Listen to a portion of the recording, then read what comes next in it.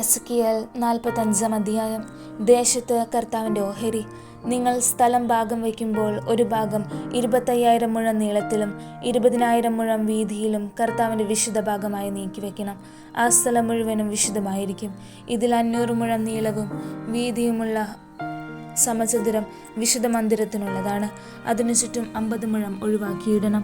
വിശുദ്ധ മേഖലയിൽ 25,000 മുഴം നീളത്തിലും 10,000 മുഴം വീതിയിലും അളന്നു തിരിക്കുക. അതിൽ വേണം അതിവിശുദ്ധമായ ദേവാലയം സ്ഥിതി ചെയ്യാൻ. അത് ദേശത്തിൻ്റെ വിശുദ്ധ ഭാഗമായിരിക്കും. ദേവാലയത്തിൽ ശുശ്രൂഷിക്കുന്നവരും കർത്താവിനെ ശുശ്രൂഷിക്കാൻ വേണ്ടി അവിടുത്തെ സമീപിക്കുന്നവരുമായ പുരോഹിതന്മാർക്ക് വേണ്ടിയായിരിക്കും അത്. അവിടെയായിരിക്കും അവരുടെ ഭവനങ്ങളും ദേവാലയത്തിനുള്ള വിശുദ്ധ സ്ഥലവും. 20,000 മുഴം നീളവും 10,000 മുഴം വീതിയുമുള്ള ബാക്കി ഭാഗം ദേവാലയത്തിൽ ശുശ്രൂഷിക്കുന്ന ലേവ്യർക്കുള്ളതാണ്. അത് അവർക്ക് വസിക്കാനുള്ള നഗരത്തിന് വേണ്ട സ്ഥലമാണ്. വിശുദ്ധ മേഖലയോട് ചേർന്ന് 25,000 മുഴം നീളത്തിലും 5,000 മുഴം വീതിയിലും നഗരത്തിനായി സ്ഥലം നീക്കിവയ്ക്കണം. അത് ഇസ്രായേൽ ഭവനത്തിൻ്റെ പൊതുസ്വത്താണ്, രാജാവിൻ്റെ അവകാശവും ചുമതലയും. വിശുദ്ധ മേഖലയുടെയും നഗരസ്വത്തിൻ്റെയും ഇരുവശങ്ങളിലായി അവയോട് ചേർന്ന് കിഴക്കും പടിഞ്ഞാറുമായി ഒരു ഗോത്രത്തിൻ്റെ ഓഹരി സ്ഥലത്തോളം നീളത്തിൽ രാജ്യത്തിൻ്റെ പടിഞ്ഞാറേ അതിർത്തി മുതൽ കിഴക്കേ അതിർത്തി വരെ നീണ്ടുകിടക്കുന്ന സ്ഥലം രാജാവിനുള്ളതായിരിക്കും. ഇസ്രായേലിൽ ഇത് രാജാവിൻ്റെ സ്വത്തായിരിക്കണം. എൻ്റെ രാജാക്കന്മാർ എൻ്റെ ജനത്തെ ഒരിക്കലും പീഡിപ്പിക്കരുത്. ഇസ്രായേൽ ഭവനത്തിന് ഗോത്രങ്ങൾക്ക് അനുസൃതമായി സ്ഥലം അവർ വിട്ടുകൊടുക്കണം. ദൈവമായ കർത്താവ് അരുളി ചെയ്യുന്നു: ഇസ്രായേൽ രാജാക്കന്മാരെ മതിയാക്കുക, അക്രമവും പീഡനവും അവസാനിപ്പിച്ച് നീതിയും ന്യായവും നടത്തുവിൻ, എൻ്റെ ജനത്തെ കുടിയിറക്കുന്നത് നിർത്തുവിൻ. ദൈവമായ കർത്താവ് അരുളി ചെയ്യുന്നു: ശരിയായ ത്രാസും ഏഫായും ബത്തും നിങ്ങൾക്കുണ്ടായിരിക്കണം. ഏഫായുടെയും ബത്തിൻ്റെയും അളവ് ഒന്നായിരിക്കണം. ഹോമറിൻ്റെയും 10 ഏഫ. ബത്തും ഹോമറിൻ്റെ 10 തന്നെ. ഹോമറായിരിക്കണം അടിസ്ഥാന അളവ്.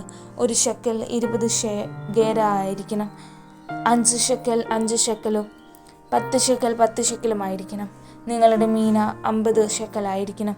നിങ്ങൾ സമർപ്പിക്കേണ്ട വഴിപാടിതാണ്: ഗോതമ്പും ബാർലിയും ഹോമറിന് ഏഫയുടെ 6 എണ്ണ കോറിന് ബത്തിൻ്റെ 10 കോർ ഹോമർ പോലെ തന്നെ 10 ബത്ത്. ഇസ്രായേൽ കുടുംബങ്ങൾ ആട്ടിൻകൂട്ടത്തിൽ നിന്ന് 200-ന് 1 എന്ന കണക്കിൽ സമർപ്പിക്കണം. ഇത് അവർക്ക് വേണ്ടി പരിഹാരം ചെയ്യാനുള്ള ധാന്യബലിക്കും ദഹനബലിക്കും സമാധാന ബലിക്കും വേണ്ട കാഴ്ചയാണ്. ദൈവമായ കർത്താവ് അരുളി ചെയ്യുന്നു: ഇസ്രായേൽ രാജാവിൻ്റെ കൈകളിൽ ജനമെല്ലാം ഈ കാഴ്ച വസ്തുക്കളെ ഏൽപ്പിക്കണം. ഇസ്രായേലിൻ്റെ എല്ലാ നിശ്ചിത തിരുനാളുകളിലും അമാവാസികളിലും സാബത്തുകളിലും ദഹനബലിക്കും ധാന്യബലിക്കും പാനീയബലിക്കും വേണ്ട വകകൾ കൊടുക്കുക രാജാവിൻ്റെ കടമയാണ്. ഇസ്രായേൽ ഭവനത്തിൻ്റെ പാപപരിഹാരത്തിന് വേണ്ടി അവൻ പാപപരിഹാര ബലികൾക്കും ധാന്യബലികൾക്കും ദഹനബലികൾക്കും സമാധാന ബലികൾക്കും വേണ്ടത് നൽകണം. തിരുനാളുകൾ.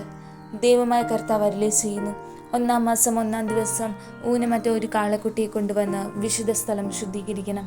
പുരോഹിതൻ പാപപരിഹാര ബലിയിൽ നിന്ന് കുറേ രക്തമെടുത്ത് ദേവാലയത്തിന് വാതിൽപ്പടികളിലും ബലിപീഠത്തിൻ്റെ 4 കോണുകളിലും അകത്തെ അങ്കണവാതിലിൻ്റെ തൂണുകളിലും പുരട്ടണം. അശ്രദ്ധയോ അജ്ഞതയോ മൂലം പാപം ചെയ്തവന് വേണ്ടി മാസത്തിൻ്റെ 7-ാം ദിവസം ഇത് തന്നെ ചെയ്യണം. അങ്ങനെ ദേവാലയത്തിന് വേണ്ടി പ്രായശ്ചിത്തം ചെയ്യണം. 1-ാം മാസം 14-ാം ദിവസം നിങ്ങൾ പെസഹ തിരുനാൾ ആഘോഷിക്കണം. 7 ദിവസം പുളിപ്പില്ലാത്ത അപ്പം ഭക്ഷിക്കാവും.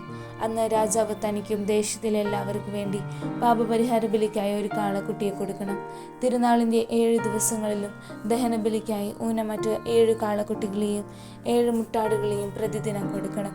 ദിവസേന ഒരു കോലാടിനെയും അവൻ കർത്താവിന് പാപപരിഹാര ബലിയായി നൽകണം. ഓരോ കാളയ്ക്കും ഓരോ മുട്ടാടിനും ഓരോ ഏഫ ധാന്യവും ഓരോ ഏഫായ്ക്കും ഓരോ ഹിൻ എണ്ണയും കൊടുക്കണം. 7-ാം മാസം 15-ാം ദിവസം തിരുനാളിൻ്റെ 7 ദിവസങ്ങളിലും പാപപരിഹാര ബലിക്കും ദഹനബലിക്കും അവയ്ക്കുള്ള ധാന്യത്തിനും എണ്ണയ്ക്കും ഇതേ ക്രമം തന്നെ അവൻ പാലിക്കണം.